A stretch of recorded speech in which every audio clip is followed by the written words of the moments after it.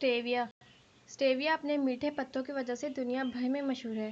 یہ پیراگوئے اور برازیل میں خودرو پودوں کی مانند اگتا ہے، لیکن اب دنیا بھر میں اس کی باقاعدہ کاشت ہونے لگی ہے۔ اس کے پتے چینی سے زیادہ شیریں یعنی اندازاً 15 گنا زیادہ میٹھے ہوتے ہیں اور اس کے عرق میں بھی 200 سے 300 گنا زیادہ مٹھاس پائی جاتی ہے۔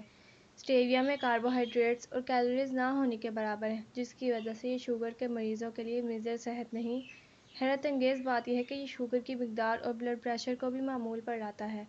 اگر حکومتیں قومی وسائل سے چینی کی سالانہ طلب میں 6 سے 8 لاکھ ٹن کمی لانا چاہیں تو اسٹیویا کے شوگر پلانٹ سے چائے اور مشروبات کو میٹھا کیا جا سکتا ہے۔ چینی کا متبادل یہ چینی کا بہترین متبادل ہے۔ اس کے پتوں سے حاصل کیا گیا 1 کلو گرام سفوف کی مٹھاس 300 کلو گرام چینی کے مساوی ہوتی ہے۔ جراثیم کش کے ساتھ ساتھ دیگر طبی خصوصیات اسٹیویا ٹوتھ پیسٹ کے اہم اجزاء میں سے ایک ہے۔ دانتوں کو بیماریوں سے محفوظ رکھنے اور مسوڑھوں کی مضبوطی کے لیے یہ مرکب مؤثر ترین سمجھا جاتا ہے۔ دانتوں کو کیڑے لگنے سے بچانے کے لیے اسٹیویا کا کردار اہمیت سے خالی نہیں۔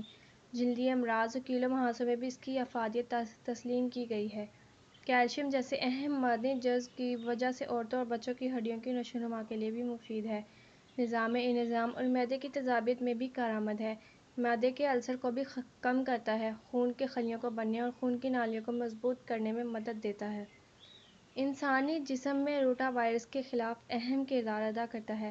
باغبانی کے ماہرین کا خیال ہے کہ ابتدا میں اس پودے کی فورٹ منرو اور مری سمیت نسبتاً کم درجہ حرارت رکھنے والے علاقوں میں کاشت کرکے بہترین نتائج حاصل کیے گئے۔